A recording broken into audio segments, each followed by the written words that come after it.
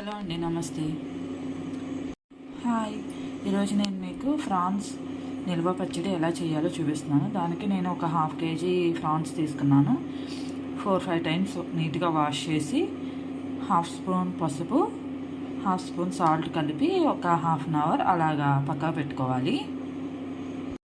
Stove మీద పెనం పెట్టుకొని ఒక దాల్చిన చెక్క, 1 స్పూన్ ధనియాలు, 3-4 యాలకులు, ఒక 5 లవంగ మొగ్గలు వేసుకొని దోరగా వేయించుకోవాలి.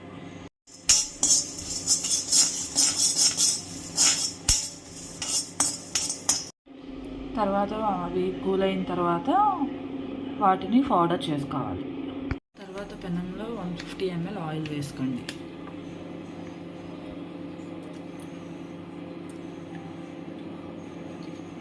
ఆయిల్ హీట్ అయిన తర్వాత అందులో ఈ ఫ్రాన్స్ని వేసేసుకోండి.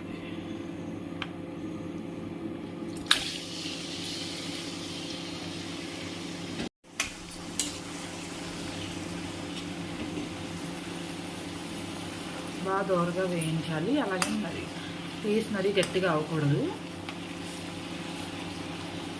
మరీ గట్టిగా అయితే తినడానికి బాగోదు. లో ఫ్లేమ్ మీద వేయించుకోవాలి. అవన్నీ వేగేలోగా అల్లం వెల్లుల్లి పేస్ట్ చేసుకోవాలి. ఫ్రెష్గా పట్టుకోవాలి అల్లం వెల్లుల్లి పేస్ట్ అనేది. చూసారా, ఇలా రోస్ట్ అయింది.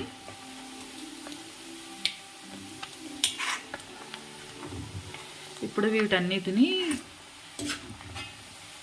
ఒక బౌల్లోకి తీసేసుకుందాం.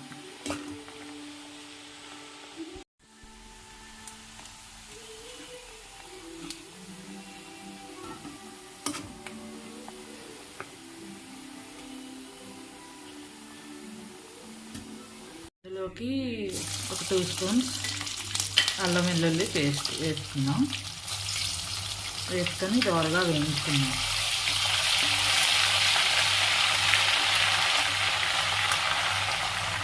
ఇందులోకి ఒక 2 స్పూన్స్ అల్లం వెల్లుల్లి పేస్ట్ వేసుకున్నాం. వేసుకొని దోరగా వేయించుకున్నాం.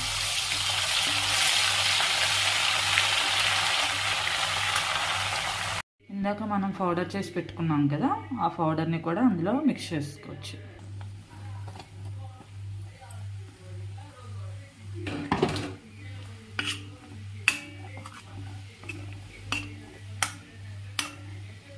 ఇప్పుడు ఇందులోకి ఒక 3-4 స్పూన్స్ సాల్ట్, 1/2 స్పూన్ పసుపు,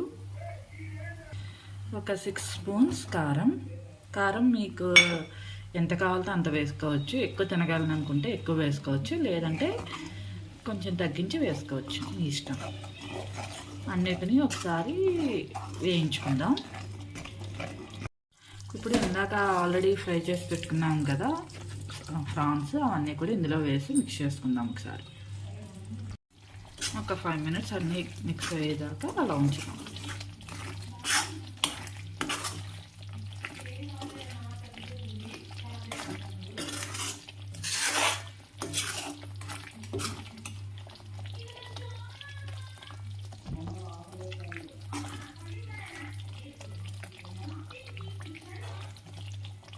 చూసారు కదా. తర్వాత స్టవ్ ఆఫ్ చేసేసుకొని ఇది కూల్ అయిన తర్వాత పెద్ద సైజ్ లెమన్స్ ఒక 2 తీసుకొని అందులో పిండుకోవాలి.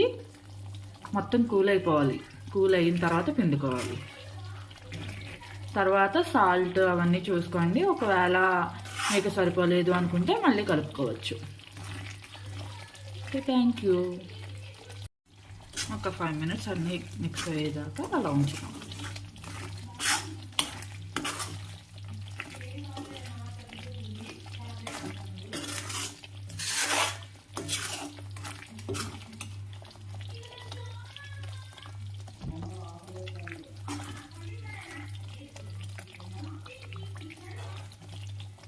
చూసారు కదా.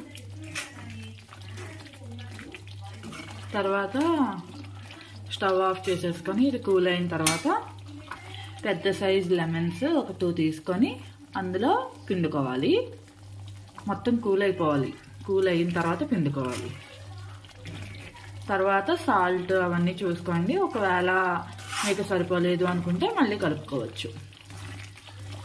Okay, thank you. కూల్ అయిన తర్వాత లెమన్స్ని పిండేసుకొని ఒకసారి కలుపుకోండి.